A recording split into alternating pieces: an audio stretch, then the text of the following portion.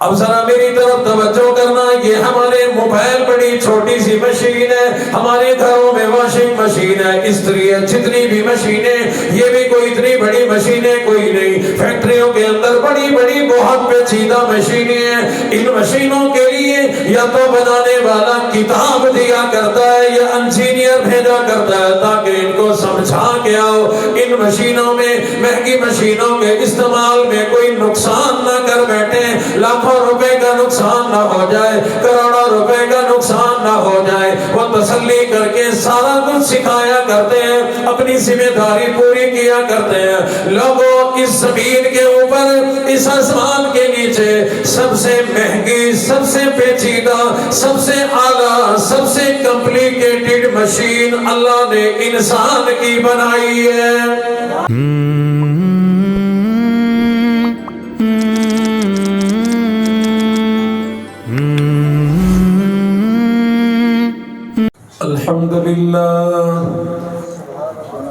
الحمد لله نحمده ونستعينه ونستغفره ونؤمن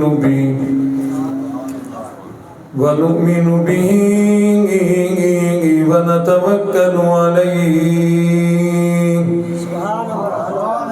ونعوذ بالله من شرور أنفسنا ومن سيئات أعمالنا من يهده الله فلا مضل له ومن يضلله فلا هادي له ونشهد أن لا إله إلا الله وحده لا شريك له ونشهد أن سيدنا وسندنا ونبينا وشفيعنا وهادينا ومرشدنا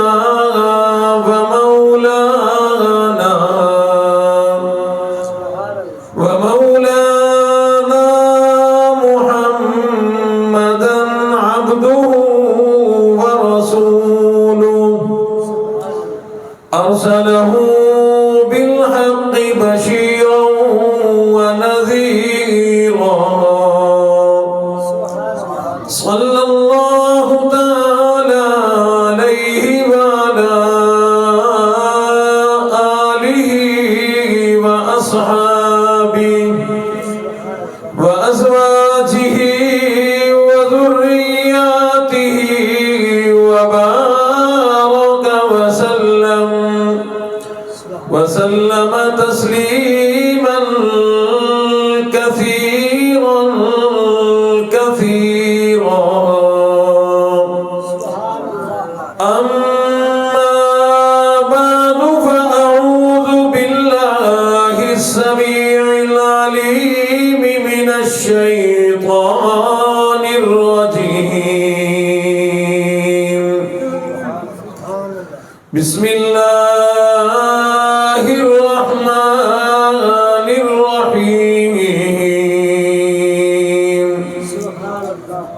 لقد جاءكم رسول من أنفسكم عزيز عليه ما عنتم حريص عليكم بالمؤمنين رؤوف رحيم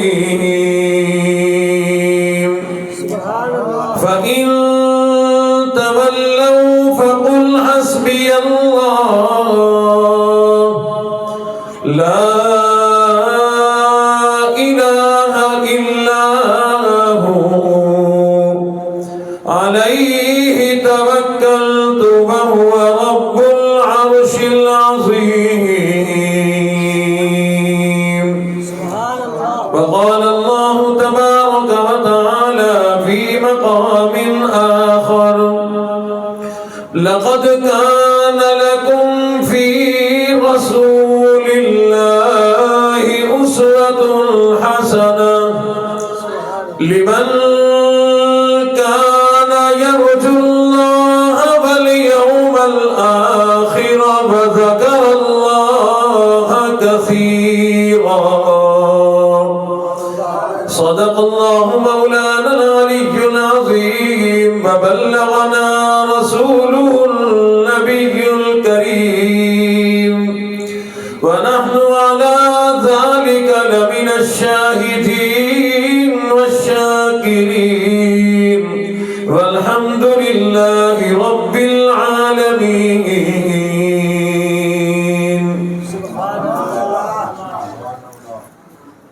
آج کی اس سیرت النبی کانفرنس میں سب حضرات یقیناً اپنے نبی کی محبت اور محبت کا جذبہ لے کر آئے ہیں. جس قدر محبتوں اور جذبوں کے ساتھ تشریف لائے اتنی ہی محبت کے ساتھ بلند آواز سے نماز والا درود پاک پڑھیں.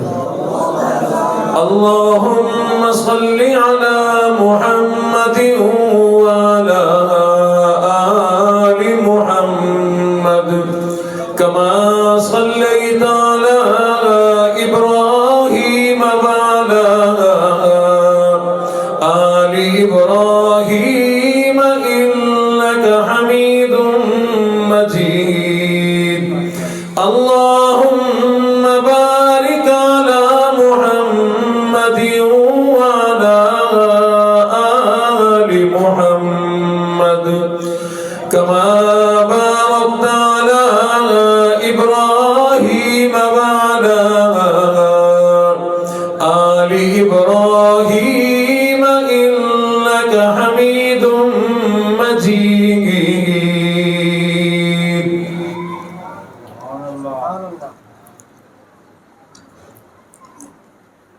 جتوں گزریا سونا نبی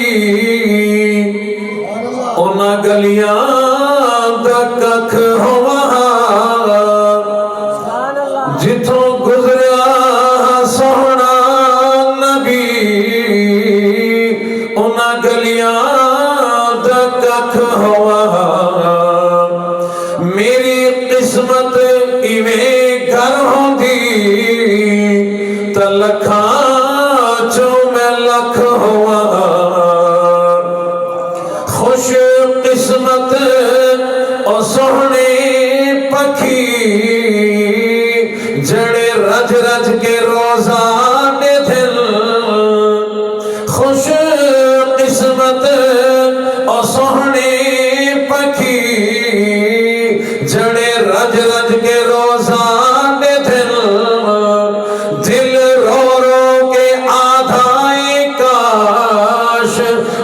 پکھیاں دی اکھ ہوا. میری قسمت ایویں گر ہوندی تے لکھاں چوں میں لکھ ہوا.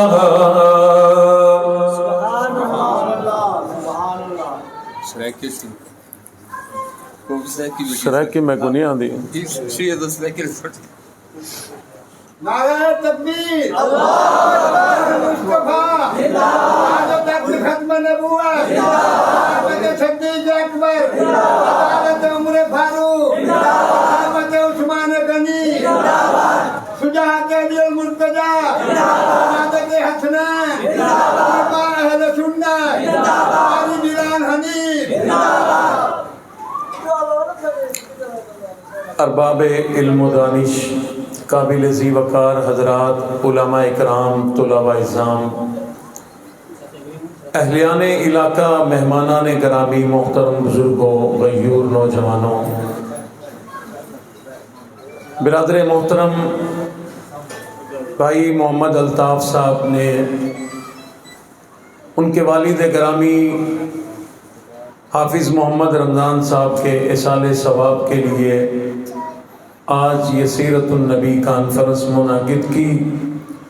ان کے ساتھ معاونین اور ان کے ساتھ یہ ساری محنت کوشش کر کے آپ حضرات کو جمع کرنے والے، مجھے یہاں دعوت دی اور بلایا لانے والے بھائی حافظ محمد صادق صاحب، مولانا ناصر صاحب، اور ایسے ہی بھائی یوسف صاحب، اللہ رب العزت آج کی اس کانفرنس کو اپنی بارگاہ میں قبول فرمائے۔ جن حضرات نے محنت، کوشش، کاوش، خرچہ کیا، اللہ ان کی محنتوں، کوششوں، خرچوں کو اپنی بارگاہ میں قبول فرمائے، اور آپ حضرات بھی اپنا قیمتی وقت لے کر تشریف لائے۔ کافی دیر سے تشریف فرما ہے اور کچھ دیر اور بیٹھنا پڑے گا۔ یہ جانی مشقت، جانی قربانی، ٹائم کی قربانی، اس پر انشاءاللہ آپ یہاں سے جب اٹھ کر جائیں گے خالی ہاتھ نہیں جائیں گے، اللہ جھولیے بھر کے تمہاری بھیجیں گے۔ پیسہ نہیں ہوگا، پیسہ یہاں سے صرف مولوی لے کے جاتا ہے یا نعت خان،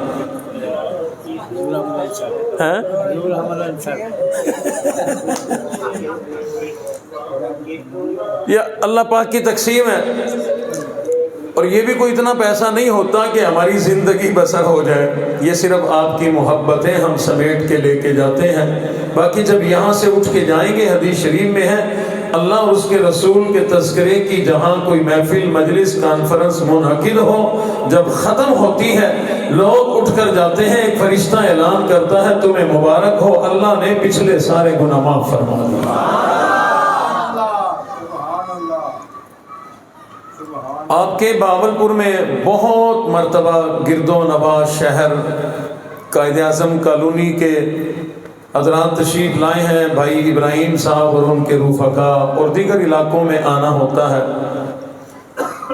آپ حضرات کے علم میں اب یہ بات ہوگی کہ ہم نے وہ لچھے دار بیان کرنے ختم کر دیے کہ سامنے نعرے لگے اور بعد میں پتہ ہی نہ ہو کہ بیان کیا تھی آئی۔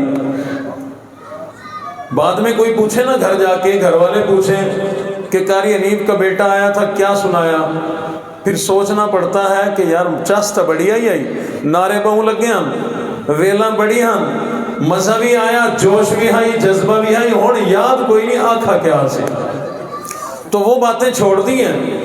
کوشش کرتا ہوں سیدھے سادے انداز میں آج کے دور کے حساب سے کوئی ایسی گفتگو کروں جو بات پلے پڑ جائے، یاد بھی رہے، اور اللہ پھر عمل کی بھی توفیق عطا فرمائے۔ اب آپ کی مرضی ہے، حکم دے مجھے وہی سناؤں یا لچھے سناؤں؟ جزاکم اللہ۔ کہہ رہے ہیں جی کچھ بیچ میں تھوڑے تھوڑے لچھے بھی ہوں۔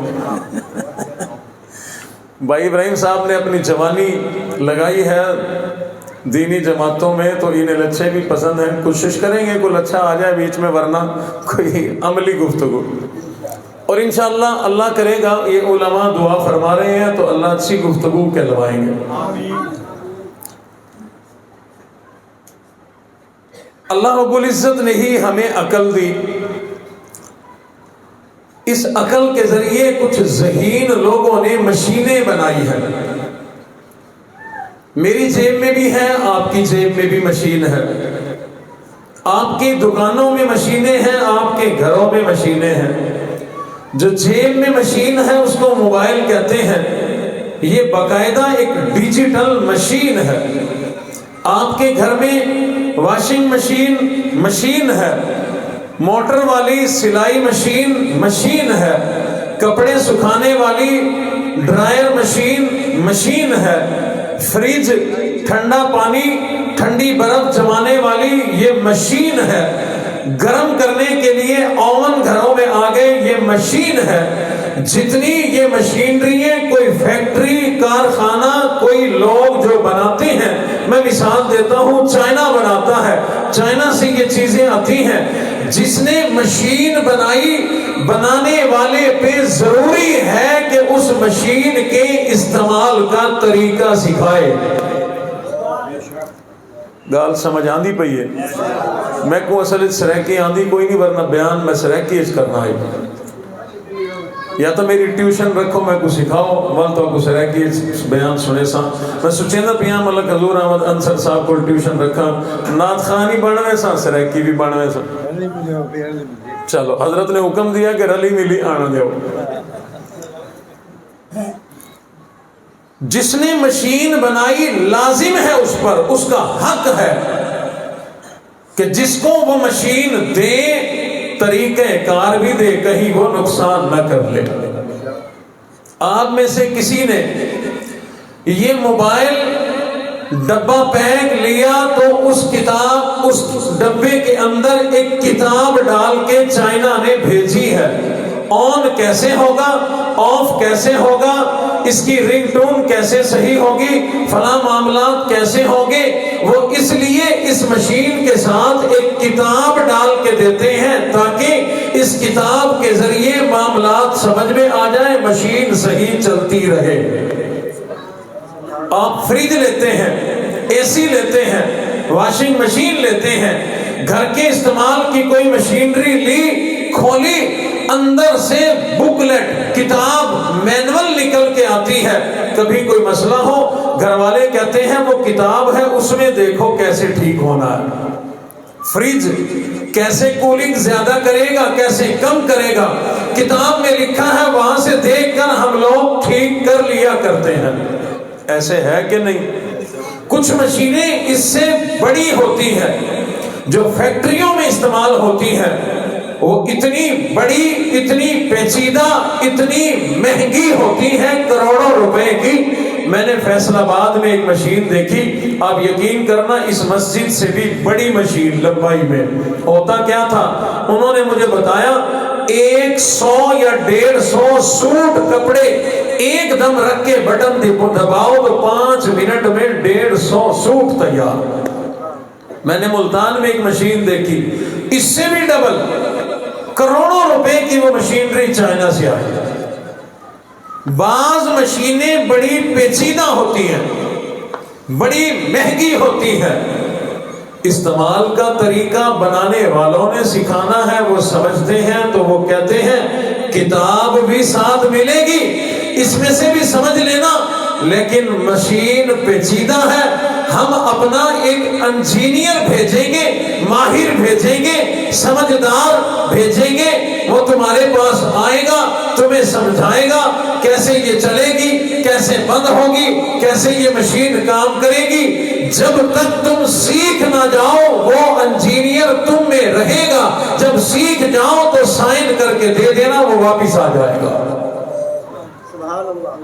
اب چائنا سے وہ انجینئر آتا ہے، نہا دھو کے صاف ستھرے اچھے کپڑے پہن کر کے ملک پاکستان جانا ہے اور شہر میں اور ملک میں جانا ہے۔ وہ بڑا ماہر ہے، بڑا اعلیٰ ہے، بڑا سیانا ہے، بڑا سمجھدار ہے، آیا کیونکہ کروڑوں روپے یا کروڑوں ڈالر کی وہ مہنگی مشین ہے، وہ آ کے سمجھاتا ہے ایسے چلے گی، ایسے بند ہوگی، ایسے کام ہوگا، ایسے یہ ہوگا، ایسے وہ ہوگا۔ سمجھ آ گئی؟ کہتا نہیں سمجھ آئی۔ دوبارہ سمجھاتا ہے، سمجھ آئی؟ نہیں آئی۔ وہ پھر سمجھاتا ہے، دن گزرا، ہفتے گزرے، مہینے گزرے، میری معلومات ہے وہ انجینئر 6 مہینے یہاں رہ کر جب تک استعمال عملی طور پہ سمجھا نہ دے واپس نہیں جاتے، کیوں؟ ذمہ داری ہے کہ کام پورا کر کے جائے۔ 6 مہینے گزرے، اب خریدار نے کہا میری سمجھ میں آ گیا، ایسے ہوگا، ویسے ہوگا، یہ ہوگا، وہ ہوگا۔ اس پڑھے لکھے سمجھدار انجینئر نے کہا بات سمجھ میں آ گئی، بالکل آ گئی، یہ پرچہ ہے، اس پہ سائن کر دو، تصدیق کر دو، میں جا کر رپورٹ دوں گا کہ جس کام کے لیے گیا تھا میں اپنا کام پورا کر رہا ہوں۔ اب ذرا میری طرف توجہ کرنا، یہ ہمارے موبائل بڑی چھوٹی سی مشین ہے، ہمارے گھروں میں واشنگ مشین ہے، استری ہے، جتنی بھی مشینیں، یہ بھی کوئی اتنی بڑی مشینیں کوئی نہیں، فیکٹریوں کے اندر بڑی بڑی بہت پیچیدہ مشینیں ہیں۔ ان مشینوں کے لیے یا تو بنانے والا کتاب دیا کرتا ہے یا انجینئر بھیجا کرتا ہے تاکہ ان کو سمجھا کے آؤ۔ ان مشینوں میں، مہنگی مشینوں کے استعمال میں کوئی نقصان نہ کر بیٹھے، لاکھوں روپے کا نقصان نہ ہو جائے، کروڑوں روپے کا نقصان نہ ہو جائے۔ وہ تسلی کر کے سارا کچھ سکھایا کرتے ہیں، اپنی ذمہ داری پوری کیا کرتے ہیں۔ لوگوں، اس زمین کے اوپر، اس آسمان کے نیچے سب سے مہنگی، سب سے پیچیدہ، سب سے اعلیٰ، سب سے کمپلیکیٹڈ مشین اللہ نے انسان کی بنائی ہے۔ بنانے والا اللہ، یہ بننے والی مشین انسان کی مشین ہے۔ اور لوگوں، چھوٹی سی مشین بنتی ہے، اس کے لیے کتاب کی بھی ضرورت ہے، اس کے چلانے کا طریقہ سکھانے کے لیے پڑھے لکھے سمجھدار کی بھی ضرورت ہے، ایک ماہر کی بھی ضرورت ہے، ایک انجینئر کی بھی ضرورت ہے۔ لوگوں، یہ اتنی پیچیدہ مشینری رب کائنات نے جو بنا دی انسان کی، یہ انسان بڑا اعلیٰ بنایا، بڑا قیمتی بنایا، بڑا عظیم بنایا۔ اور رب کائنات نے 4 قسمیں کھا کر خود ارشاد فرما دیا، فرمایا والتین والزیتون وطور سینین وہذا البلد الامین لقد خلقنا الانسان فی احسن تقویم۔ اللہ فرماتے ہیں میں نے کوئی مشین یعنی کوئی مخلوق ایسی اعلیٰ بنائی کوئی نہیں جیسا میں نے انسان کو بنایا۔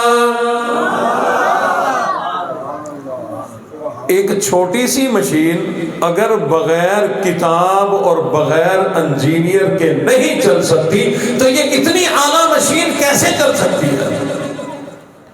پروردگار عالم نے اس انسانی مشینری کے صحیح استعمال کے لیے، تاکہ کوئی نقصان نہ ہو جائے، تاکہ کوئی پرزہ خراب نہ ہو جائے، تاکہ اس کی مشینری میں کوئی فالٹ پیدا نہ ہو جائے، کوئی غلطی نہ ہو جائے، نقصان نہ ہو جائے، ضائع نہ ہو جائے۔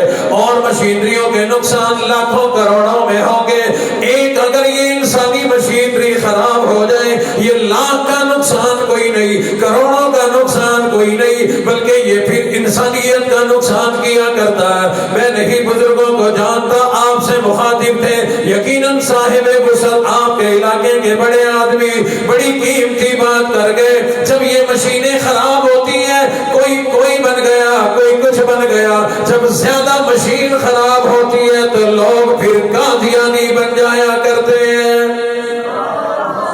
یہ مشین کی خرابی کا نتیجہ ہے۔ اسی مشین کے اندر چھوٹے چھوٹے پرزے رب کائنات نے ایسے بنائے ہیں، اس دماغ میں ایک پرزہ اگر ہل گیا تو یہ مشین برباد ہو جایا کرتی ہے۔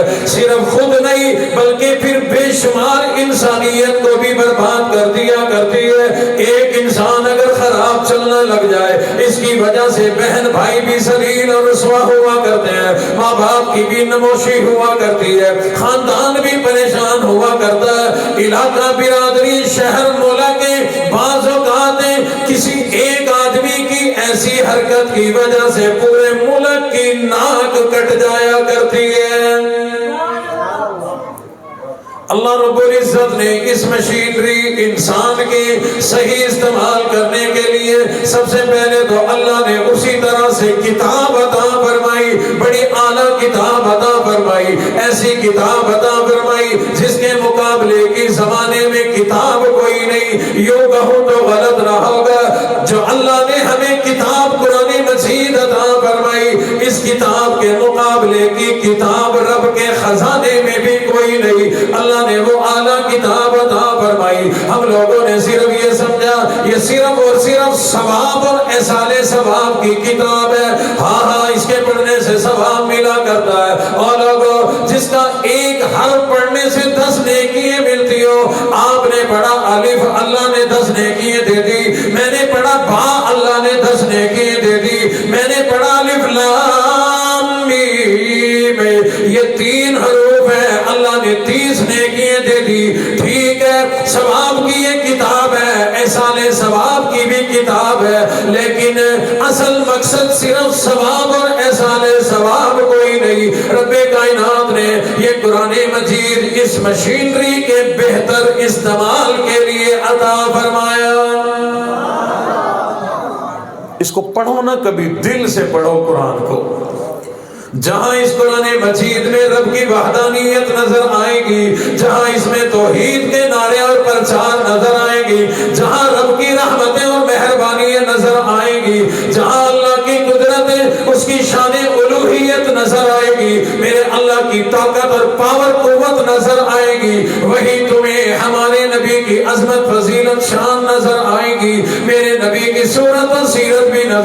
گی، صحابہ کا کردار نظر آئے گا، اہل بیت کی تطہیر نظر آئے گی، اللہ والوں کی عظمتیں تمہیں نظر آئیں گی۔ وہی اسی کتاب کے اندر تمہیں یہ بھی ملے گا انسان کا دماغ کیسے استعمال کرنا ہے، یہ آنکھیں کیسے استعمال کرنی ہے، یہ ناک اور کان کیسے استعمال کرنا ہے، زبان اس مشین کی کیسے استعمال ہوگی۔ قرآن میں لکھا ہوا ان آنکھوں کے اشارے کیسے ہونے چاہیے، یہ آنکھیں ہر وقت کسی غیر کو دیکھتی رہے یا ان میں حیا ہونی چاہیے۔ قرآن مجید میں لکھا ہے ہاتھوں کا استعمال کیسے کرنا، یہ قدم کدھر چل کے جائیں گے، دل میں اٹھنے والے جذبے کیسے ہونے چاہیے، اور لوگوں رب کائنات کے گھر مسجد میں آنا تو کیسے آنا، اس کا ادب کیسے کرنا۔ کیا ہم اپنے گندے گندے کپڑے پہن کر اللہ کے گھر میں آ جائے؟ اللہ فرماتے ہیں نہیں نہیں، وَأَنَّ الْمَسَاجِدَ لِلَّهِ، تم کسی یار بیلی کے گھر پرانے کپڑے پہن کر نہیں جاتے، میرے گھر میں میلے کچیلے کیسے آ جاتے ہو؟ ناراض تو نہیں ہو گئے؟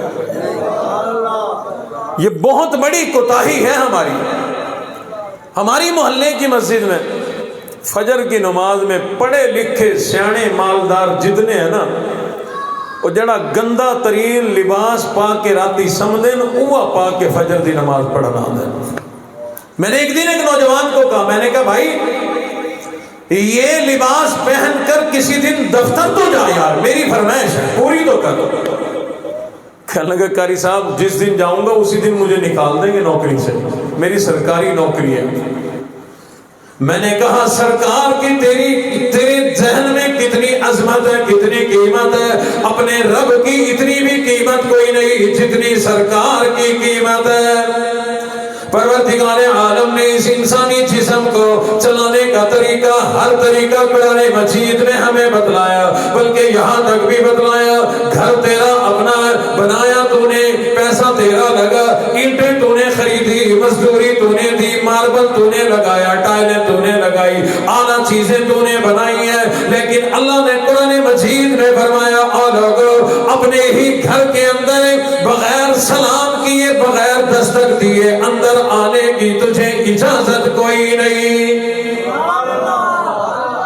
اذا دخلتم بیوتا فسلموا علی اہلہا، پتہ ہی کوئی نہیں گھر میں کیسے یہ مشین لے کے جانی ہے۔ ہم سمجھتے ہیں میرا اپنا گھر ہے جیسے مرضی چلا جاؤ، ہاں گھر تیرا اپنا ہے، یہ جسم بھی تیرا اپنا ہے، یہ بدن بھی تیرا اپنا ہے، لیکن استعمال کا طریقہ تیرا اپنا نہیں چلے گا۔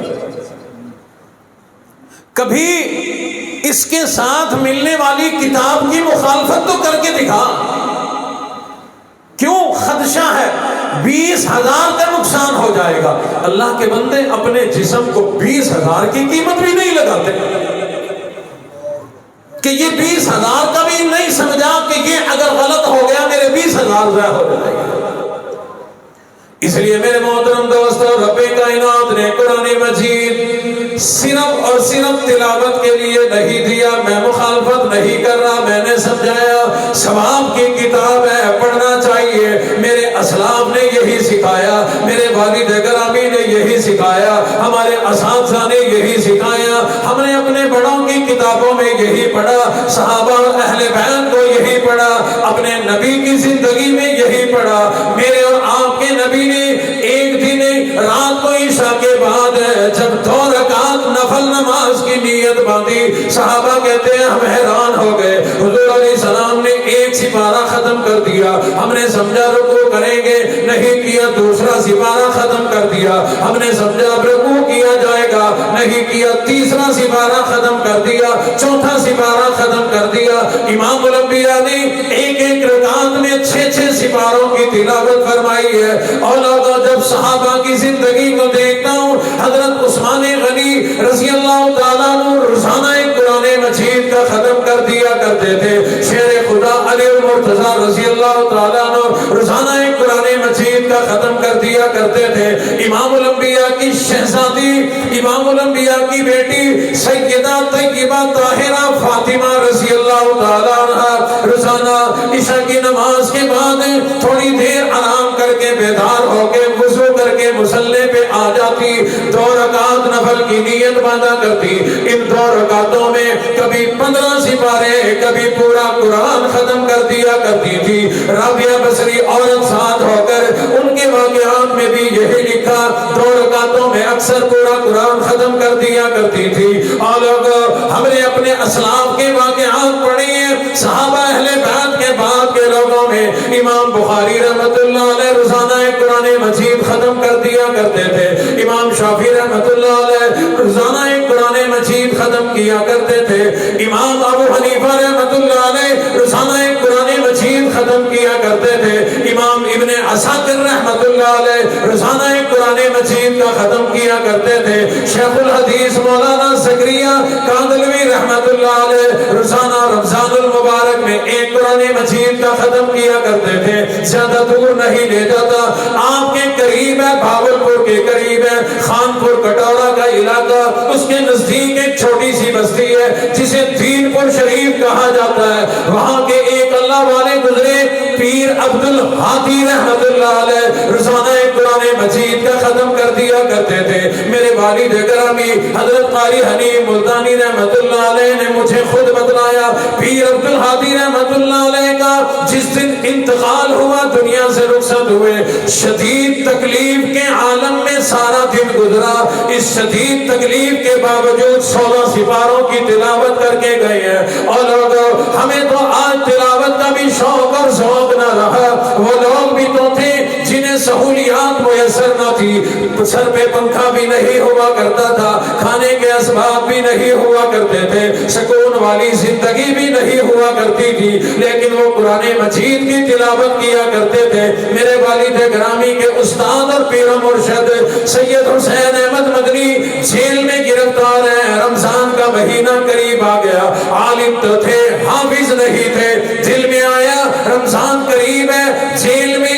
ایک بھی حافظ کوئی نہیں، اللہ خیر کرے اس دفعہ رمضان لگتا ہے بغیر قرآن کے گزر جائے گا، میں بھی نہیں سنا سکتا، کوئی اور بھی نہیں سنانے والا، جی میں آیا کیوں نہ میں خود ہی ہمت کر لوں، رمضان کا مہینہ قریب ہے، 1-2 دن باقی ہے، انہوں نے ایک سپارہ زبانی یاد کر لیا، حافظ نہیں تھے، ایک سپارہ زبانی یاد کر لیا، اگلے دن چاند رمضان کا نظر آ گیا، تراویحوں کے لیے خود مصلی پہ آ گئے، ایک سپارے کے ذریعے تراویح پڑھا دی، اگلے دن دوبارہ دوسرا سپارہ یاد کیا، دوسری رات تراویح پڑھا دی، تیسرے دن تیسرا سپارہ یاد کیا، رات کو تراویح پڑھا دی، یہ سلسلہ چلتا رہا، اللہ کی شان ہے، ادھر رمضان ختم ہوا، حضرت مدنی کا قرآن ختم ہو گیا۔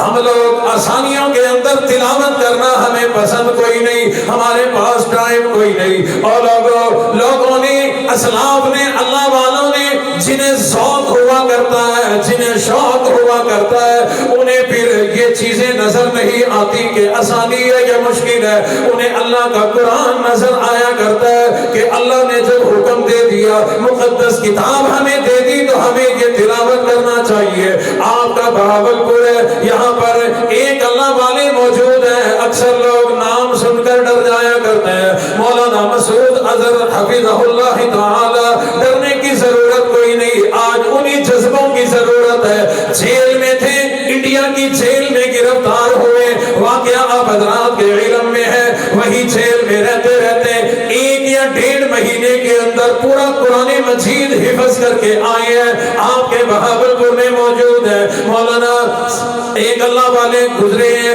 رب کائنات نے ان سے بھی بڑا دین کا کام لیا ہے، مولانا اعظم طارق رحمت اللہ علیہ 108 دن جیل میں کال کوٹڑی میں گزار کر آئے، اللہ نے رہائی عطا فرما دی، لوگوں نے سوال کر دیا، کارکنوں نے آگے بڑھ کر اللہ والے بتلاؤ جیل میں کیسے دن گزرے، فرمانے لگے لوگوں جیل میں بڑے اچھے دن گزر گئے، مجھے تو بڑا مزہ آ گیا، کارکنوں نے کہا اللہ والے جیل کی زندگی بھی کوئی اچھی ہوا کرتی ہے، فرمانے لگے تمہیں کیا بتلاؤں، 108 دن جیل میں رہ کے آیا، ان 108 دنوں میں میں نے 108 قرآن کے ختم کر دیے۔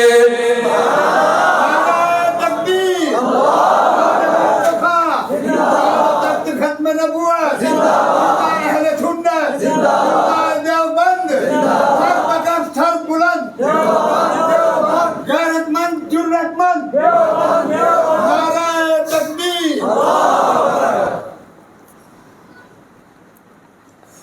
قرآن مجید ثواب کی بھی کتاب ہے، اب تو ہم ثواب سے بھی دور ہوتے جا رہے ہیں۔ اب ہمیں اس میں ثواب بھی نظر نہیں آتا کہ تلاوت کریں، تلاوت بھی کریں، لیکن رب نے یہ قرآن جو کتاب ہے، یہ انسان کو، یہ جو مشین بنائی ہے، جسم بنایا ہے، سر سے لے کے پیروں تک اس کو کیسے چلانا ہے، یہ جسم کیسے چلنا چاہیے، اللہ نے اس کو چلانے کے لیے ہمیں کتاب عطا فرمائی۔ ہر چیز ملے گی، ہمسایوں سے کیسے سلوک کرنا ہے، ماں باپ کی کیسے عزت کرنی ہے، اور صرف ماں باپ ہی نہیں، ماں باپ نے اولاد کی کیسے تربیت کرنی ہے، میاں کے حقوق، بیوی کے حقوق، ہمسائے کے حقوق، اپنے سے بڑے کے، چھوٹے کے، غلاموں کے، ہر چیز ملے گی۔ کاروبار کیسے کریں تو یہی ہمارا کاروبار ہمیں جنت میں لے جائے۔ پروردگار عالم نے ہمیں یہ مشین استعمال کرنے، یہ جسم استعمال صحیح کرنے کے لیے قرآن مجید کتاب بھی عطا فرمائی۔ پھر لوگوں، اگر چھوٹی مشین ہو، عام سی مشین ہو، اس کے لیے کتاب کافی ہو جاتی ہے، لیکن اگر مشین پیچیدہ ہو، توجہ کریں، بڑی قیمتی بات ہے، اگر مشین پیچیدہ ہو، کتاب کافی کوئی نہیں، پھر اس کو چلانے کے طریقے کے لیے مشین بنانے والا کوئی انجینئر بھیجا کرتا ہے، کوئی ماہر بھیجا کرتا ہے، کوئی سمجھدار بھیجا کرتا ہے، وہ جائے لوگوں کو بتلا کے آئی یہ مشین چلے گی کیسے۔ رب کائنات نے جب اس مشینری کو، انسانی جسم کو بنایا، بڑا اعلیٰ بنایا، بڑا قیمتی ہے، اسی لیے رب کائنات نے اس جسم کے صحیح استعمال کے لیے کتاب بھی عطا فرمائی، اور طریقہ سکھانے کے لیے ایک ماہر بھی عطا فرمایا۔ سمجھانے کے لیے جملہ بولنے لگا ہوں، اللہ نے انجینئر بھی عطا فرمایا، سمجھدار، پڑھا لکھا، ذہین، علم والا، ماہر، کیونکہ ماہر بتاتا ہے نا کیسے چلنا ہے، کیسے مشین چلانی ہے۔ اور قربان جائیں رب کی رحمتوں پہ، رب نے جو ہمیں ماہر اور علم والا عطا فرمایا، فہم والا عطا فرمایا، ایسا ماہر، توجہ، جملہ سنیے گا، سمجھیے گا، ٹائم نہیں، اگلی باتیں میں نے کرنی ہے۔ رب نے جو ماہر ہمیں عطا فرمایا، کسی اور امت کو نہیں عطا فرمایا۔ کئی بندیاں دے اتو لنگ گئی گا، چلو آسان کرتا ہوں۔ اس مشین کا صحیح استعمال کیسے ہو، اللہ نے کتاب بھی دی، ماہر بھی دیا، اور اس ماہر کا نام ہے امام الانبیاء، سردار الانبیاء، حضرت محمد الرسول اللہ صلی اللہ علیہ وسلم۔ اللہ نے ہمیں ایسا ماہر نبی، ایسا اعلیٰ نبی دیا، کسی اور امت کو ایسا نہیں ملا۔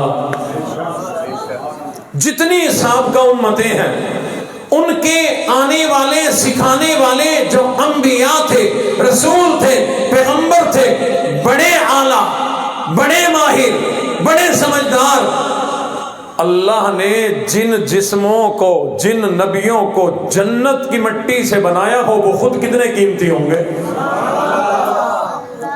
وہ خود کتنے قیمتی ہوں گے۔ اور جو ان قیمتیوں کے بھی سردار ہو، جو ان قیمتیوں کے بھی امام ہو، جو ان عظمتوں والوں کے بھی سردار ہو، ان کی عظمت کے کیا کہنے ہیں۔ اللہ نے تمام نبیوں کو بڑا علم دیا، لیکن جو علم میرے اور آپ کے نبی کو ملا، کسی اور نبی کو نہیں ملا۔ رب نے تمام نبیوں کو بڑا حسین بنایا، جو حسن میرے اور آپ کے نبی کو ملا، کسی کو نہیں ملا۔ میرے والد گرامی کے حدیث کے استاد محترم، ترمذی شریف کے استاد محترم حضرت مولانا قاری محمد طیب قاسمی رحمۃ اللہ علیہ فرمایا کرتے تھے کہ اللہ نے حسن بنایا، اس کے 100 ٹکڑے، 100 حصے بنائے، 99 حصے ایک طرف رکھ دیے، ایک حصہ لیا، اس کے 2 حصے کیے، آدھے حصے سے تمام کائنات میں حسن تقسیم کر کے ہر چیز کو حسین بنا دیا۔ آپ بھی بڑے سونے حسین، میں بھی، سبحان اللہ، میری واری میں کوئی خوش نہیں ہوا، تمہاری واری میں بھی خوش کوئی نہ تھی سا، میں تو بڑا خوش ہوا تھا اور آپ کے چہرے پہ مسکراہٹ بھی آئی تھی، میری واری میں نہیں آئی۔ چلو اللہ یہ مسکراہٹ قائم رکھے۔ اللہ نے مجھے، آپ کو، گلابوں کو، پتیوں کو، پھولوں کو، کلیوں کو، تمام زمانے کو جو حسن دیا وہ 99 ایک طرف اور ایک حصہ لے کے آدھا کیا، آدھے میں سے تمام کائنات کو اللہ نے حسین بنایا۔ اتنا حسن ہے جو آدھا بچا اللہ نے اس آدھے سے حسن یوسف بنا دیا۔ اب آپ کے علم میں ہے یوسف علیہ السلام کتنے حسین تھے، وہاں سے جو گزرے نا یوں، مصر کی عورتوں نے ایک جھلک دیکھی، چھریاں چلانی تھی سیب پہ، پھلوں پہ، انگلیاں اڑا بیٹھی۔ کیوں؟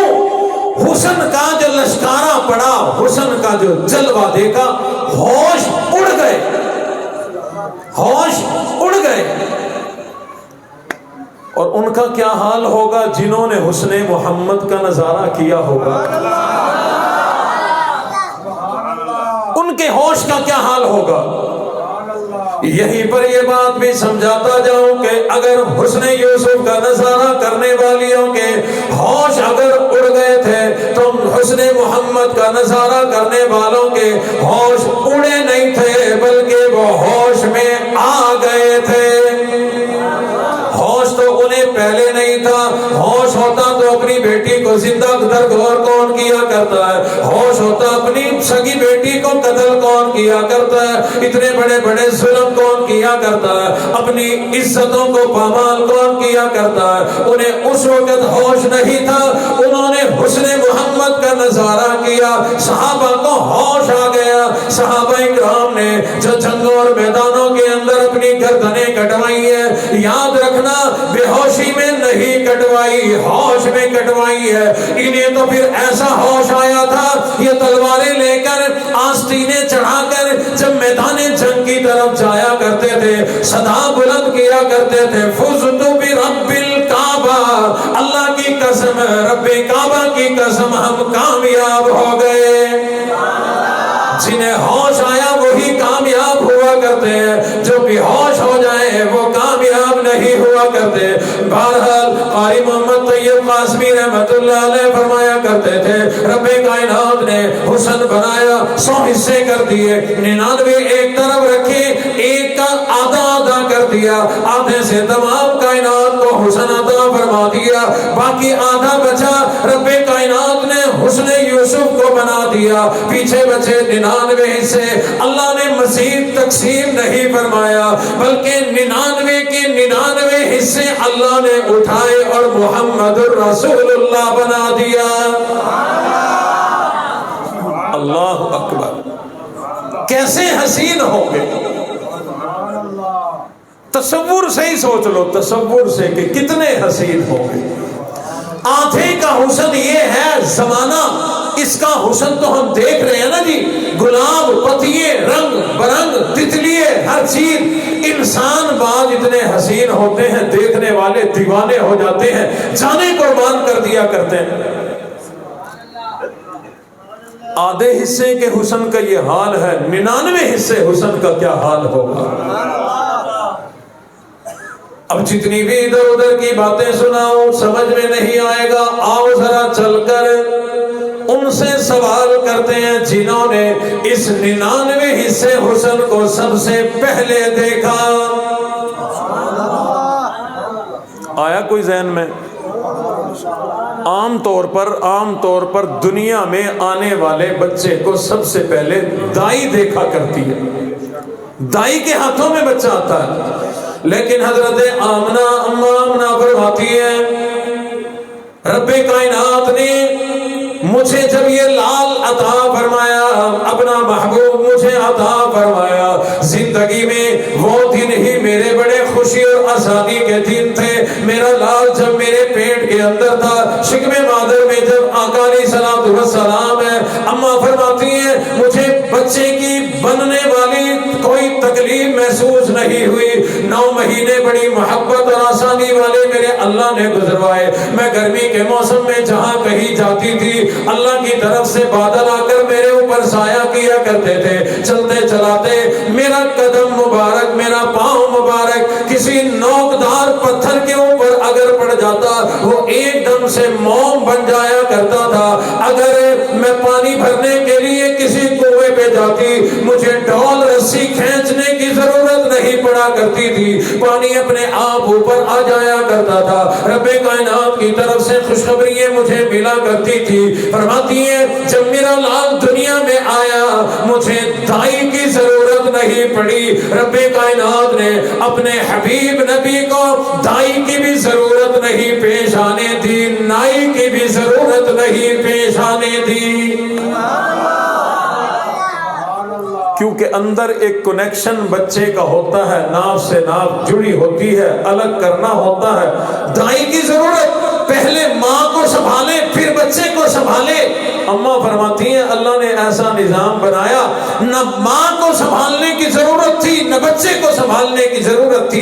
یہی وجہ ہے ہمیں کسی دائی کی ضرورت ہی نہیں پڑی. فرماتی ہیں جب میرا لال دنیا میں آیا خلاصت سے پاک تھا, ایسا لگتا تھا نہایا دھلایا دنیا کے اندر صاف ستھرا بھیجا گیا. سر میں تیل لگا ہوا, کنگھی کی ہوئی, سرما لگا ہوا, جسم سے بڑی اعلیٰ خوشبو آ رہی ہے. اما یہی تو ہم پوچھنا چاہتے ہیں, آپ نے ہی دیکھا سب سے پہلے, آپ ذرا بتائیں تو صحیح آپ کو کیسا لگا, آپ نے کوئی ایسا حسین اور کوئی دیکھا؟ اما کہتی ہے میرے محمد تو ودھ کے سوہنا, کسے دا حسن و جمال کوئی نہیں. میرے محمد تو ودھ کے سوہنا, کسے دا حسن و جمال کوئی نہیں. میں جا کے پوچھیا اما حلیمہ کوئی سوہنا مدنی تو ڈھیر ہووے, جواب ملیا عظیم کملا, کسے بھی جمیا بال کوئی نہیں. اللہ رب العزت نے حضور علیہ الصلوۃ والسلام کو بڑا حسین بنایا, بڑا ماجبین بنایا, بڑا جمیل بنایا, بڑا خوبصورت بنایا. رب کائنات نے بڑے بڑے حسین دنیا میں بھیجے, بڑے بڑے خوبصورت بھیجے, لیکن میرے اور آپ کے نبی جیسا حسین دنیا میں آیا بھی کوئی نہیں, قیامت تک کوئی اور آئے گا بھی نہیں. میں عرض یہ کر رہا تھا رب کائنات نے اس مشینری کے صحیح استعمال کے لیے ہمیں کتاب بھی عطا فرمائی, اور اللہ رب العزت نے ہمیں اللہ کی اس مشین کے صحیح استعمال کے لیے ایک ماہر, ایک اعلیٰ, ایک حسین, احسن, اجمل, اکمل, بہترین ہمیں نبی بھی عطا فرمایا, جنہوں نے دنیا میں آ کر ہمیں بتایا کہ اس مشین کا جسم کا استعمال کیسے کرنا ہے. اور ایک دن رہ کر نہیں سکھایا, آئے سکھا کر فوراً چلے گئے, ایسا نہیں ہوا. جب تک اس وقت کے موجود جو سیکھنا چاہتے تھے, 1.5 لاکھ صحابہ کرام کی جماعت جنہوں نے کہا ہاں ہم سیکھنا چاہتے ہیں, جب تک انہوں نے ہاں نہیں کی نا کہ ہم سیکھ گئے, اس وقت تک یہ ماہر, یہ آلہ, یہ ہستی واپس تشریف نہیں لے گئے. ذرا علمی اور گہری بات ہو گئی, آسان کرنی پڑے گی. حضور علیہ السلام نے اس وقت کی انسانیت جو سیکھنا چاہتی تھی, جو ایمان لایا, اس کا مطلب ہے اس نے کہا کہ میں کلمہ پڑھتا ہوں, رب کو بھی مانتا ہوں, آپ کو بھی مانتا ہوں, جو سکھائیں گے سیکھنے کو تیار ہوں, جو فرمائیں گے کرنے کو تیار ہوں. آپ کا اگر حکم ہوگا تو اپنی گردن بھی کٹوانے کو تیار ہے. پھر حضور علیہ الصلوۃ والسلام انہیں سکھاتے چلے گئے, ایک ایک طریقہ ادا سکھائی ہے. حضور علیہ الصلوۃ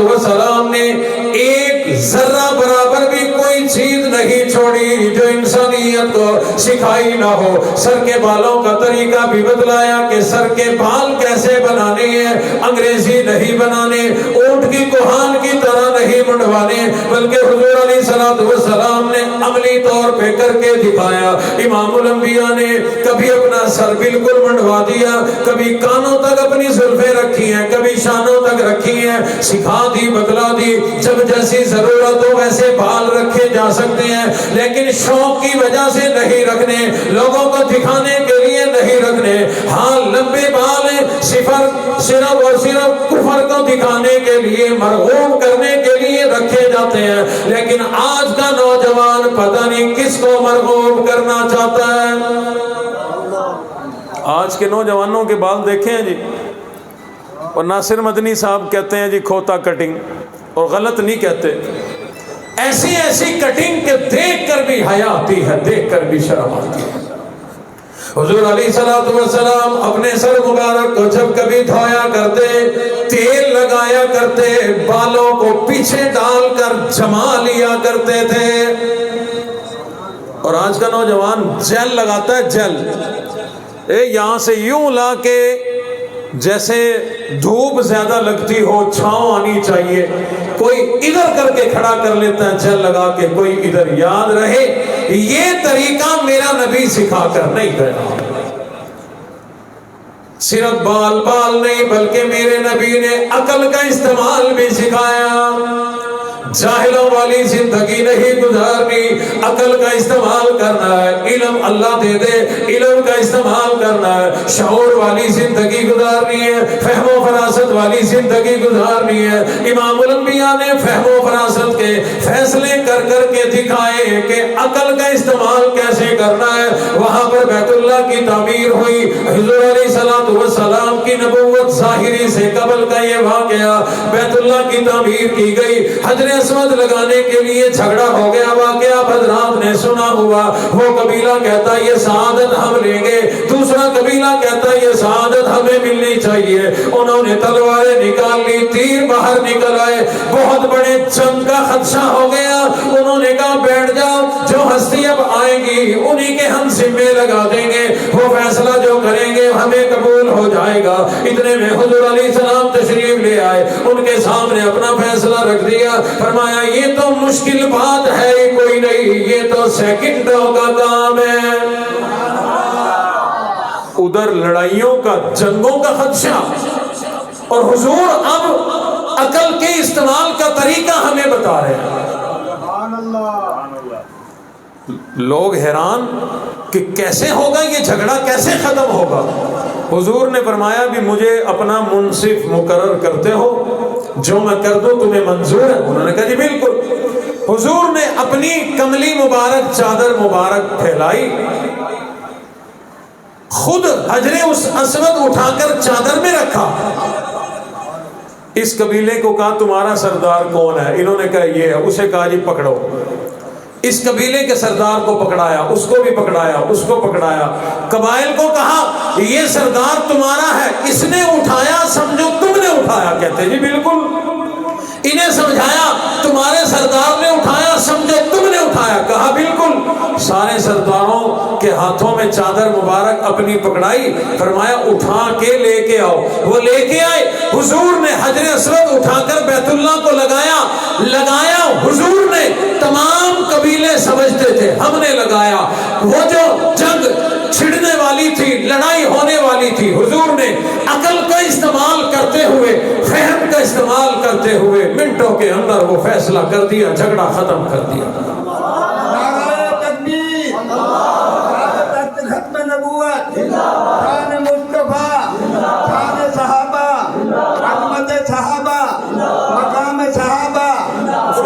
एक जगह कराए चलाए, कभी कम कर रहे हैं कभी ज्यादा, गले कैसे?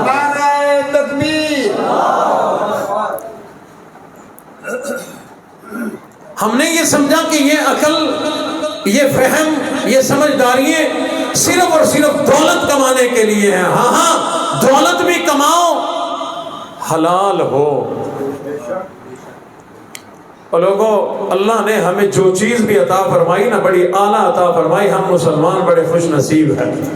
अगर कदर करें तो اللہ نے نبی اعلیٰ دیا، کتاب اعلیٰ دی، دین اعلیٰ دیا۔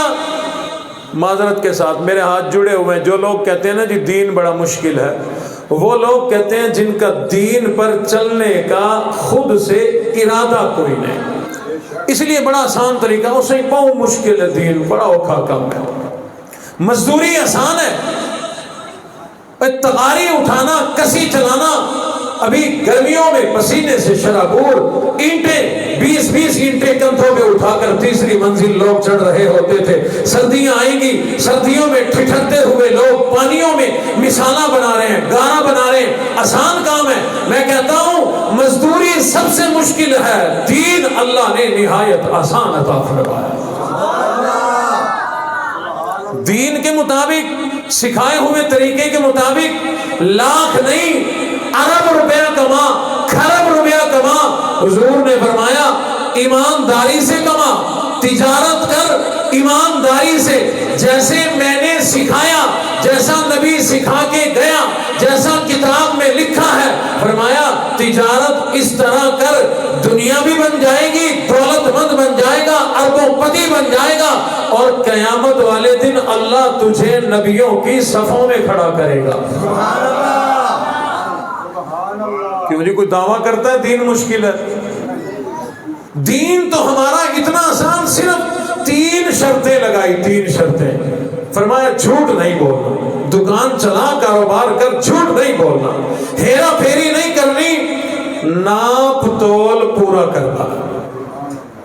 میرے محترم دوستو، ہم سمجھتے ہیں کہ یہ صرف روزی کمانے کا ذریعہ ہے، جی گڑبڑ کرو، آئے دن ویڈیو نظر آتی ہیں، ریڈی والا بھی بے ایمانی کر رہا، جس کی 5000 کی کمائی سارے دن میں ہوتی ہے، اس میں سے 700-800 بڑی مشکل سے بچتے ہیں، وہ بھی کوشش کرتا ہے سارے دن اپنی کمائی کو حرام کرے۔ وہ ہیرا پھیری، جھوٹ، کم تولنا، لوگوں کم تولنا کوئی معمولی بات نہیں۔ ملک پاکستان میں اس وقت مہنگائی، پریشانی، ہر آدمی پریشان، بل بھرنے کے پیسے نہیں، لوگ خودکشیاں کر رہے ہیں، اور لوگ جو ہے حدیثیں اٹھا کے سوشل میڈیا پہ ڈالتے ہیں، یہ حکومت کا قصور ہے، بادشاہوں کی وجہ سے ایسا ہوتا ہے۔ نہیں، حدیث جو واضح ہے وہ یہ ہے کہ جیسے تمہارے اعمال ہوں گے ویسے تمہارے حکمران ہوں گے، اور ہم اس کو الٹا کر کے ڈالتے رہتے ہیں کہ جیسے وہ ہے ویسے ہم ہیں۔ یہ لوگ ہمارے اوپر اس وقت مسلط ہے، رب کائنات نے ہماری بدعمالیوں کی وجہ سے مسلط کیا۔ حق تو یہ بنتا تھا، ہم نے ناپ تول میں کمی کی، جھوٹ بولا، دھوکہ دیا، دھوکہ دیا، ناپ تول میں کمی بیشی کیا کرتے ہیں۔ حق تو یہ بنتا تھا کہ رب کائنات پورے ملک کو تباہ و برباد کر دیتے، لیکن میرے اللہ نے ایسا نہیں کیا۔ قوم شعیب کا جرم کیا تھا؟ قوم شعیب کیا جرم کیا کرتی تھی، کیا گناہ کیا کرتی تھی؟ صرف ناپ تول کی ہی کمی انہوں نے کی، رب کائنات نے قوم کو تباہ کر دیا، برباد کر دیا، اور لوگوں ان سے بڑے بڑے ہم جرم کیا کرتے ہیں، لیکن اللہ نے من جملہ پوری قوم کو کبھی برباد نہیں کیا۔ تمام اسلام کو یا تمام انسانیت کو رب نے برباد نہیں کیا۔ یہ کوئی ہمارا کمال کوئی نہیں، ہمارے بڑوں کا کمال کوئی نہیں، یہ میرے رب کی مہربانی، اس کی حکمت کے کام ہے، اور میرے اور آپ کے نبی کی آنکھوں سے نکلنے والے آنسوؤں کا کمال ہے۔ تو ہمیں اس ماہر نبی نے سکھایا عقل کا استعمال کیسے کرنا ہے۔ اگر ہم لوگ بھی اپنی عقل کا صحیح استعمال کرنا شروع کر دیں تو یہ گھروں کے جھگڑے ختم ہو جائیں گے۔ یہ جو جتنے بھی جھگڑے ہیں جن کی وجہ سے ہمارے تھانے آباد ہیں، کچہریاں آباد ہیں، ان جھگڑوں کی اگر جڑوں میں جائے، ان کی اگر تہ میں جائے، چھوٹی سی بات ملے گی کہ اس نے مجھے گالی دی تھی، اس نے مجھے ایسا کہا تھا، ویسا کہا تھا، اتنی سی بات کی وجہ سے لوگ 20-20 سال عدالتوں کچہریوں کے دھکے کھایا کرتے ہیں، لیکن عقل کا استعمال نہیں کیا کرتے۔ حضور علیہ السلام کو اللہ رب العزت نے ایسا ماہر بنا کر کے بھیجا، ہمیں سمجھا گئے کہ اگر عقل کا ذرا سا بھی استعمال کر لو گے یہ مشین بہترین چلا کرے گی۔ آنکھوں کا استعمال بتایا، زبان کا استعمال بتایا، کانوں کا استعمال بتایا۔ بانسری کی آواز آئی، حضور نے کانوں میں انگلی ڈال لی، جب تک تصدیق نہیں ہو گئی کہ وہ ختم ہو گئی آواز، اس وقت تک انگلی مبارک نہیں نکالی۔ اور سیکھنے والوں کا حال یہ ہے، سکھانے والے کا حال یہ ہے کہ کانوں میں بانسری کی آواز بھی نہ جائے، اور سیکھنے والے کا حال یہ ہے کہ مول خرید کے لاتے ہیں گھر بن کے تسلی نال سن شادی کا موقع ہو، بندے بلائے جاتے ہیں کہ ساری رات ہمیں بجا بجا کے سناؤ۔ میرے محترم دوستو، اس مشین کو صحیح استعمال نہ کریں تو یہ تباہ ہو جاتی ہے۔ ایک بٹن ہے اس میں اندر ری سیٹ کا، وہ دبا دے تیرا سارا ریکارڈ ختم، اس میں جو ہے سب ختم۔ اگر اس سے اس کے ایک بٹن سے نقصان ہوتا ہے تو اس کے غلط استعمال سے نقصان نہیں ہوتا۔ قرآن پڑھ کے دیکھو، قرآن میں نقصانات لکھے ہیں۔ اگر بد نظری کرو گے اللہ رب العزت قیامت والے دن جہنم میں ان آنکھوں کو ڈال کر اس کے اندر اللہ سیسا ڈالیں گے، سیسا پگھلا ہوا اس میں ڈالا جائے گا۔ کانوں سے اگر کسی کی برائی، جھوٹ، غلط باتیں، بانسری کی آواز، گانے یہ سنے تو اسی طرح کی دھاتیں پگھلا کر کان کے اندر ڈالی جائیں گی۔ حضور علیہ الصلوۃ والسلام نے فرمایا، جس نے جان بوجھ کر ایک لمحے کے لیے بھی اپنی آنکھوں کا غلط استعمال کیا، لاکھوں سال وہ آنکھ جہنم میں جلائی جائے گی۔ اس لیے ہم لوگوں کو چاہیے کہ ہم لوگ اپنی جسم کا صحیح استعمال کریں، جیسا ہمیں سکھایا گیا، جیسا ہمیں بتایا گیا، جیسا قرآن مجید میں موجود ہے۔ حضور علیہ الصلوۃ والسلام نے صحابہ کرام کو کر کر کے دکھایا، آنکھوں کا استعمال کیسا کرنا ہے، زبان کا استعمال کیسا کرنا ہے، کانوں کا استعمال کیسا کرنا ہے، ہاتھ پاؤں، یہ جسم کیسے استعمال ہوگا، پھر اس جسم سے نکلنے والے اعمال کیسے ہونے چاہیے۔ اس جسم کے ذریعے سے ہم نے اپنے اور جسموں سے بھی ہمارے روابط تعلق ہے، کوئی ہمارا بھائی ہے، کوئی بہن ہے، کوئی بیوی ہے، کوئی شوہر ہے کسی کا، کوئی اماں، کوئی ابا، کوئی رشتہ دار ہے، کوئی دوست ہے، پھر کوئی تعلق والا، کوئی امیر ہے، کوئی غریب ہے، کوئی فقیر ہے۔ امام الانبیاء نے عمل کر کے دکھا دیا کہ کس کے ساتھ کیسا سلوک کرنا ہے۔ اماں ابا تھے نہیں، حضور علیہ السلام کے ابا دنیا میں آنے سے پہلے چلے گئے، چھوٹے تھے، اماں بھی چلی گئی، تو ماں باپ تھے نہیں۔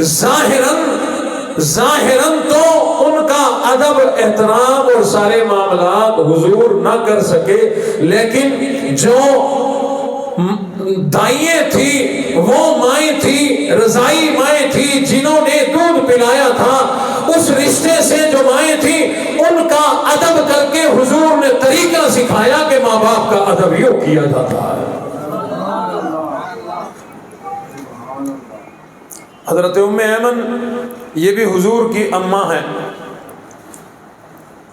حضور علیہ السلام نے پیالہ پانی کا اٹھایا ہوا تھا، خود پینا چاہتے تھے، اماں نے فرمایا محمد مجھے پانی پلاؤ صلی اللہ علیہ وسلم، اپنا پانی چھوڑ دیا، نیا پیالہ لیا صاف دھلا ہوا، دوڑ کر تشریف لے گئی، گھڑے میں سے پانی ڈالا، لا کر پہلے اماں کو پیش کیا۔ اماں نے فرمایا بیٹا پہلے تم اپنا پینے لگے تھے، پی لیتے۔ حضور علیہ السلام نے فرمایا اماں ایسا نہیں ہو سکتا، آپ کی زبان مبارک سے میرے لیے یہ حکم جاری ہو گیا ہو اور میں 1 منٹ کی بھی تاخیر کروں یہ مناسب کوئی نہیں۔ حضور علیہ السلام نے فرمایا کاش میرے ماں باپ زندہ ہوتے، میں عشاء کے وقت کی نماز کی نیت باندھ چکا ہوتا اور میری اماں مجھے میرا نام لے کر آواز لگاتی، میں نماز کی نیت توڑ کر ماں کے پاس جاتا، اماں حکم دے، ارشاد فرمائے، میرے لیے کیا حکم ہے۔ آج لوگ دین کے بڑے بڑے احکامات سارے پورے کر رہے ہوتے ہیں لیکن ماں باپ رول رہے ہوتے ہیں۔ حج کتنے کیے گنتی کوئی نہیں، عمرے کتنے کیے گنتی کوئی نہیں، سخاوت کتنی کرتے ہیں سرمایہ کی گنتی کوئی نہیں، اور ماں باپ کی بے ادبی کتنی کی اس کی بھی گنتی کوئی نہیں. اور حضور علیہ الصلوۃ والسلام نے فرمایا جس کے ماں باپ ناراض ہیں اس بندے کی نہ نماز قبول ہے، نہ روزہ قبول ہے، نہ صدقہ قبول ہے، نہ خیرات قبول ہے، نہ حج قبول ہے، کوئی عبادت قبول نہیں. اس کا مطلب ہے ماں باپ تو ویسے ہی ناراض ہے، اب نمازیں بھی چھوڑ دیں. چھوڑنا نہیں، قبولیت بتلائی ہے کہ پہلے ماں باپ کو راضی کرو. اب جب تو آئے گا نماز پڑھنے کے لیے، تجھے تیری ماں کی دعائیں، تیرے باپ کی دعا کی بدولت تیری نماز وہاں نہیں پہنچا سکے گی جہاں تیری ماں باپ کی دعائیں پہنچا دے گی.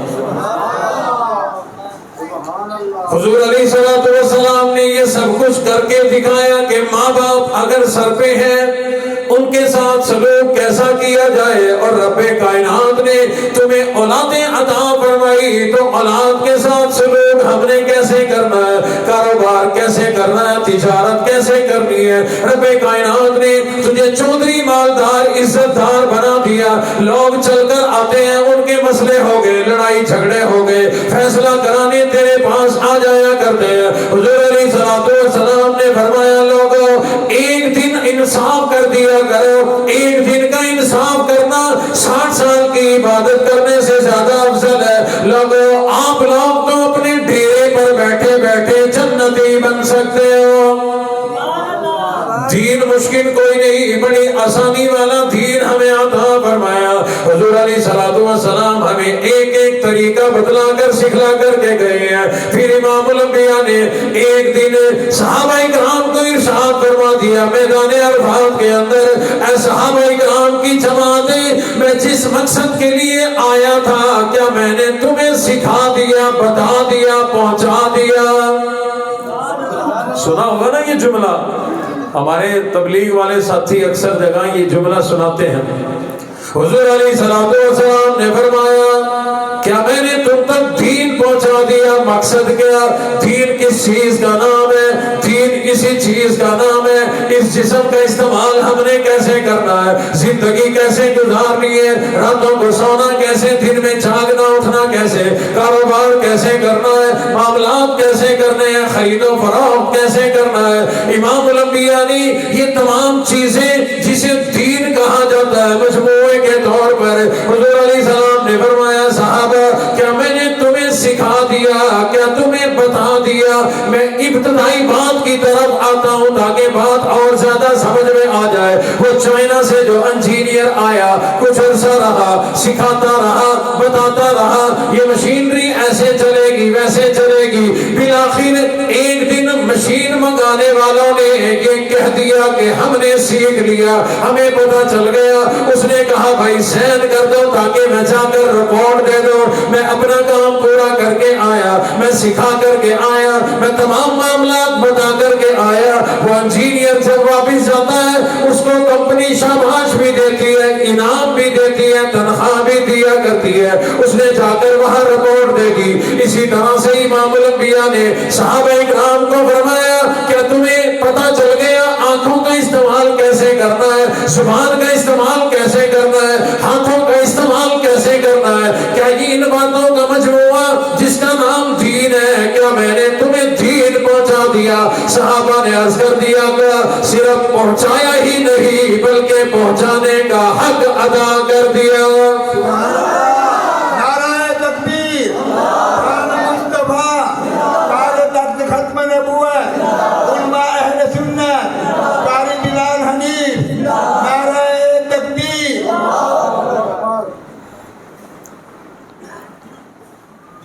حضور علیہ السلام اپنا حق ادا کر گئے. جس کے لیے آئے ہمیں سکھانے کے لیے آئے، سکھا گئے. بہرحال عرض میں یہ کر رہا تھا حضور علیہ الصلوۃ والسلام نے ہمیں طریقہ بتلا دیا، سکھا دیا، تصدیق بھی کر دی. صحابہ کرام نے کہہ دیا آقا آپ نے صرف سکھایا ہی نہیں بلکہ سکھانے کا حق ادا کر دیا. حضور علیہ الصلوۃ والسلام نے یہ تصدیق بھی کرا لی، سائن بھی کرا لیے. ان باتوں کی تصدیق ہو گئی، اپنے رب کو جا کر کے رپورٹ پیش کر دی ہوگی میں اپنا کام کر آیا، میں نے 23 سال کے عرصے میں انہیں زندگی گزار کرنے کا طریقہ بتلا دیا, جسم کے استعمال کرنے کا طریقہ بتلا دیا.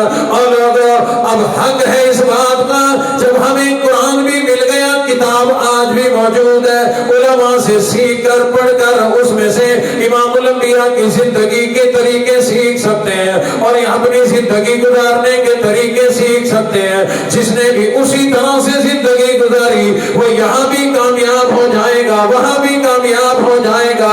سیکھے ہوئے طریقے کے مطابق جو کام بھی کریں گے یہ دنیا بھی کامیاب ہوگی, آخرت بھی کامیاب ہو جائے گی. یہاں بھی پرسکون زندگی ملے گی, وہاں بھی پرسکون زندگی ملے گی. دنیا میں بھی کامیاب, موت کے وقت بھی کامیاب, قبر میں بھی کامیاب, حشر میں بھی کامیاب. اب چاہتا تو ہر آدمی ہے کہ میں کامیاب ہو جاؤں. ہر آدمی چاہتا ہے کہ دنیا میں بھی اچھی زندگی مل جائے, قبر کی زندگی بھی بڑی اچھی مل جائے, میدان محشر میں اللہ کے عرش کا سایہ مل جائے. اور ہر آدمی چاہتا ہے کل قیامت والے دن بڑی پیاس لگی ہوگی, بڑی شدت کی پیاس ہوگی, 50,000 سال کا دن ہوگا, اے کاش وہاں سے ہمیں حوض کوثر کا پانی مل جائے. ہے نا تمنا سب کی, سارے پینا چاہتے ہیں. کون کون؟ ماشاءاللہ. تو یہاں سے پی کے چلے جانا, یہاں بھی ہے آب زمزم, یہیں سے پی کے چلے جاؤ. ویسے بندوں کی خواہش نہیں ہوتی جب دنیا سے جا رہے ہوتے ہیں زبردستی چمچی نال تن نہیں پائے ہونے. زندگی میں پیے نہ پیے, خواہش ہو نہ ہو, بہرحال اپنی اپنی سوچ ہے.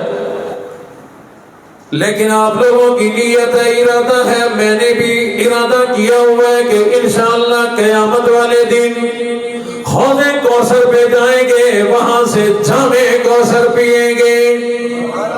ہے نا ارادہ؟ میری دعا ہے اللہ قبول فرما لے, کیونکہ میں مسافر ہوں, مسافر کی دعا قبول ہوا کرتی ہے. اللہ پورے مجمع کو حوض کوثر سے جام کوثر عطا فرمائے. لیکن اگلی بات سن لے, سمجھ لے, ہمارے دل میں یہ تمنا اس لیے ہے 50,000 سال کا ایک دن ہوگا, سورج سوانے سے بے ہوگا, زمین تانبے کی ہوگی, پریشانی کا عالم ہوگا, ہر آدمی پیاسا ہوگا, ہر آدمی پریشان ہوگا, ہر آدمی پانی کی تلاش میں ہوگا, ہر آدمی سائے کی تلاش میں ہوگا, ہر آدمی چاہے گا حوض کوثر پہ چلے جائیں, حوض کوثر سے جا کر ہم جام کوثر پی لیں تاکہ ہماری پیاس ختم ہو جائے, تاکہ ہماری پریشانی ختم ہو جائے. یقیناً آپ کی بھی اسی لیے تمنا ہے کہ حوض کوثر پہ جا کر جام کوثر پیئیں گے. ٹھیک ہے, یہ تمنا آپ کی ہوگی, میری کوئی نہیں. ٹھیک ہے, وہ پریشان, آپ کی تمنا ہے کہ پیاس لگی ہوگی اس لیے وہاں جائیں گے, اس لیے جام کوثر پیئیں گے. میری اور میرے بھائی یوسف کی اور بھائی ابراہیم کی تمنا اور ہے. اگر اچھی لگے تو آپ بھی شامل ہو جانا. ارادہ میرا بھی ہے, نیت میری بھی ہے, دعا میری بھی ہے, خواہش میری بھی ہے. جام کوثر پہ وہاں جاؤں, حوض کوثر پہ جاؤں, جام کوثر پیوں, لیکن اس لیے ارادہ کوئی نہیں کہ پیاس لگی ہوگی, بلکہ ارادہ اس لیے ہے کہ آب کوثر پیئیں گے تو صرف اس لیے, آب کوثر پیئیں گے تو صرف اس لیے ہم کو دے گا پیالہ ہمارا نبی, ہم کو دے گا پیالہ ہمارا نبی. ہے سراپا اجالا ہمارا نبی, رحمت حق تعالی ہمارا نبی. اور لوگوں میری تو اس لیے تمنا جام کوثر پینے کی, وہاں جائیں گے, وہاں میرا اور آپ کے نبی موجود ہوں گے, اپنے دستے مبارک سے حوض کوثر سے جام کوثر اپنے دستے مبارک سے ہمیں پلائیں گے. میری تو اس لیے تمنا ہے اور اس لیے میں کوشش بھی کرتا پھرتا ہوں اعمال ایسے بن جائے جس کی وجہ سے اللہ حوض کوثر پہ پہنچا دے, اعمال ایسے بن جائے جس کی وجہ سے ہمیں جام کوثر مل جائے, اعمال ایسے بن جائیں, نیکی ایسی کر جائے کہ امام الانبیاء اپنے دستے مبارک سے جامع کوثر ہمیں پلا دے. لوگوں آپ لوگ بھی کوشش کریں. امام الانبیاء نے اور قرآن مجید کے ذریعے اللہ نے ہمیں زندگی گزارنے کا جو طریقہ بتلایا, فرمایا لقد کان لکم فی رسول اللہ اسوۃ حسنہ. اللہ فرماتے ہیں جو عمل جیسا میرے نبی نے کیا تم بھی ویسے کرو, جامع کوثر میرے نبی کے ہاتھوں ملے گا. کریں گے اسی طرح, ویسے زندگی گزاریں گے. گھنٹہ سوا تھا, اس میں ساری باتیں نہیں سمجھائی جا سکتی. میں نے اشارہ دے دیا کہ ہمارا ظاہر کیسا ہو, جیسے ہمارے نبی نے اپنا ظاہر بنا کے دکھایا. سر کے بالوں سے لے کر پیروں کے ناخنوں تک. ناخن کتنے عرصے میں کاٹے علماء سے پوچھو. داڑھی کتنی رکھنی ہے, رکھنی بھی ہے یا نہیں رکھنی, اپنے نبی کی سیرت پڑھو. سر پہ کیا رکھنا ہے کیا نہیں رکھنا, لباس کیسا پہننا ہے, ظاہر کیسا بنانا ہے. اور یہ ایک ایک جو اللہ نے قیمتی اعضاء ہمیں عطا فرمائے ہیں, ان کا استعمال کیسے کرنا ہے, بس یہ صحیح استعمال کرو. انشاءاللہ میں اپنے رب کی قسم کھا کے کہتا ہوں اللہ جنت بھی دیں گے اور اللہ حوض کوثر بھی عطا فرمائے. ایک دو منٹوں میں آخری بات, اللہ نے ہمیں اتنا قیمتی نبی عطا فرمایا. قیمتی ہیں کہ نہیں ہمارے نبی؟ میں آپ کو قیمت بتاتا اگر ٹائم ہوتا. میرے پاس ہے, آپ کے پاس نہیں ہے, بندے تھک گئے. اللہ نے ہمیں وہ قیمتی نعمت عطا فرمائی کہ اللہ فرماتے ہیں میرے خزانوں میں صرف ایک ہی تھی. حضور علیہ الصلوۃ والسلام کے متعلق اللہ نے فرمایا لقد من اللہ علی المؤمنین اذ بعث فیہم رسولا. اللہ فرماتے ہیں میں نے اپنے خزانوں سے جو چیز بھی لے کر اپنے بندوں کو دی ہے, میرے خزانے میں کوئی کمی نہیں آئی. اللہ نے مجھے اولاد دی, پیچھے کمی آئی. آپ کو اولاد دی, کمی آئی. اوروں کو دے رہی ہے, پوری دنیا کو دے رہی ہے, کمی آ رہی ہے. دولت دے رہی ہے, کمی آ رہی ہے. عزت دے رہی ہے, کمی آ رہی ہے. شہرت مل رہی ہے, کمی آ رہی ہے. حتیٰ کہ اب میں اور طرف آتا ہوں, اللہ نے اپنے خزانے سے آدم کو لیا, زمین پہ دیا, پیچھے نبی باقی ہیں. شیش کو لیا, زمین پر پہنچایا, پیچھے خزانے میں ہے. نوح علیہ السلام کو نیچے بھیجا, ابھی ہے. ابراہیم آئے, پیچھے اسماعیل ہے. اسماعیل کو بھیجا, پیچھے اسحاق ہے. انہیں بھیجا, پیچھے یعقوب ہے, یوسف ہے, موسیٰ کلیم اللہ ہے, عیسیٰ ہے. لیکن اللہ فرماتے ہیں جس دن میں نے اپنا حبیب نبی تمہیں دیا, میرا خزانہ خالی ہو گیا, پیچھے کچھ نہیں بچا. اب فرمایا کہ اب قیامت آئے گی, اب پیچھے خزانوں میں ہے ہی نہیں کوئی نبی. جو تھا وہی سب سے اعلیٰ تھا اور تمہیں دے دیا. میں نے آغاز میں عرض کیا حضور علیہ الصلوۃ والسلام نے صحابہ کرام کو مبارکباد دی. صحابہ تمہیں مبارک. عرض کیا آقا شادی خوشی غمی کچھ بھی نہیں, عید بقرعید کچھ نہیں, مبارک کس بات کی؟ حضور علیہ الصلوۃ والسلام نے ارشاد فرمایا لوگوں رب کائنات نے نبی بنائے, امتیں بنائی, انہیں آپس میں تقسیم فرمایا. کسی نبی کے حصے میں کوئی امت آ گئی, کسی امت کے حصے میں کوئی نبی آ گیا. فرمایا لوگوں تمہیں مبارک ہو, تمہارے حصے میں آ گیا, میرے حصے میں تم آ گئے. رب کائنات نے ہمارے اتنے مقدر جگائے, اتنا اعلیٰ اتنا عظیم نبی امام الانبیاء ہمیں عطا فرما دیا. اللہ کی اس بہت بڑی نعمت کی قدر کریں.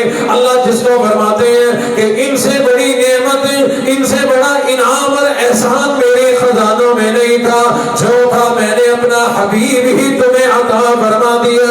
فرمایا لئن شکرتم لأزیدنکم ولئن کفرتم ان عذابی لشدید. فرمایا لوگوں میری نعمتوں کی ہر نعمت کی قدر کرو, لیکن یہ بہت بڑی نعمت میرا حبیب نبی تمہیں مل گیا، اس کی خاص طور پر قدر کرو۔ اگر میرے نبی کی قدر نہ کی، نعمت کی قدر نہ کی، تو میں اللہ نعمت اگر دیا کرتا ہوں تو دے کر لے بھی لیا کرتا ہوں۔ تمنا ہم لیے پھرتے ہیں کہ امام الانبیاء کے دست مبارک سے جام کوثر پیئیں گے، حوض کوثر کا جام پیئیں گے، لیکن ہمارے ویسے اعمال بھی تو ہو، ویسی زندگی بھی تو ہو، دنیا سے جائیں کم از کم کلمے کی ایمان کی دولت تو لے کر کے جائیں۔ اگر زندگی میں ہی کلمہ چلا گیا، ایمان چلا گیا، اسلام چلا گیا، پھر کیسا تمہیں جام کوثر، کیسا حوض کوثر ملے گا؟ آپ کہیں گے ایسا کیسے ممکن ہے؟ ہاں ایسا ممکن ہے۔ میں پورا ملک پھرا کرتا ہوں، کتنے لوگ ہیں جو اچھے بھلے مسلمان تھے، اچھے بھلے ایمان والے تھے، نمازی تھے، حاجی تھے، دیندار تھے، لیکن پتہ نہیں کیا ان پہ آزمائش آ گئی، کیا رب کا امتحان آیا، یا کیا انہوں نے ناشکری کی ہوگی، رب کائنات نے انہیں اپنے حبیب نبی کی امت سے نکال کے باہر پھینک دیا۔ کتنے لوگ ہیں اسلام والے تھے، عیسائی بن گئے، کتنے ہیں یہودی بن گئے، کتنے ہیں قادیانی بن گئے۔ لالچ کیا ملی؟ یا نوکری یا چوکری، چار دولت، چار پیسوں کی لالچ میں لوگ ایمان چھوڑ دیا کرتے ہیں۔ ہم سمجھتے ہیں کہ ہمارا ایمان بڑا پکا، یہ ایمان کب نکل جائے پتہ نہیں چلتا، اس لیے ایمان کی سلامتی کی دعائیں بھی کیا کرو اور ایمان کی سلامتی والے اعمال بھی کیا کرو۔ کریں گے سارے؟ اب وہ کچھ چیزیں میں نے بتا دی، کچھ اپنے علماء سے پوچھیں۔ قصہ مختصر یہ کہ اپنی زندگیوں کو نبی کی سکھائی ہوئے طریقے کے مطابق، یعنی جیسے کر کے دکھایا، کتابوں میں موجود ہے، صحابہ نے بھی وہ کر کے دکھایا، اور ہر مسلمان کو پتہ ہے صرف کمزوری ہے، اس کمزوری کو دور کریں اور دین کے لیے اٹھ کھڑے ہو، اعمال کے لیے اٹھ کھڑے ہو، اعمال بھی کریں، دین کا تحفظ بھی ہم نے ہی کرنا ہے، دین والوں کا تحفظ بھی ہم نے کرنا ہے، دینی اداروں، دینی جماعتوں کا تحفظ بھی ہم نے کرنا ہے۔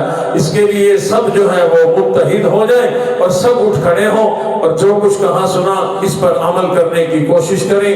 عمل کریں گے انشاءاللہ، مجھے اپنے رب پر بھروسہ ہے، اللہ کا قرآن اور رسول اللہ کا فرمان اسی بات کی گواہی دیتا ہے کہ جو بھی عمل کرے گا دنیا بھی بنے گی، آخرت بھی بنے گی۔ اللہ عمل کی توفیق عطا فرمائے۔ جن حضرات نے کاوش کر کے یہ آج کی سیرت نبی کانفرنس منعقد کی، اللہ ان حضرات کی زندگیوں میں، روزی رزق میں اللہ برکتیں عطا فرمائے۔ بالخصوص دعا فرمائیں گے سب لوگ، ہمارے محترم بھائی نوجوان بھائی یوسف صاحب، اللہ انہیں صحت کاملہ بھی عطا فرمائے، گلے کا آپریشن ہوا تھا، اور اللہ ان کو اولاد کی دولت سے مالا مال فرمائے۔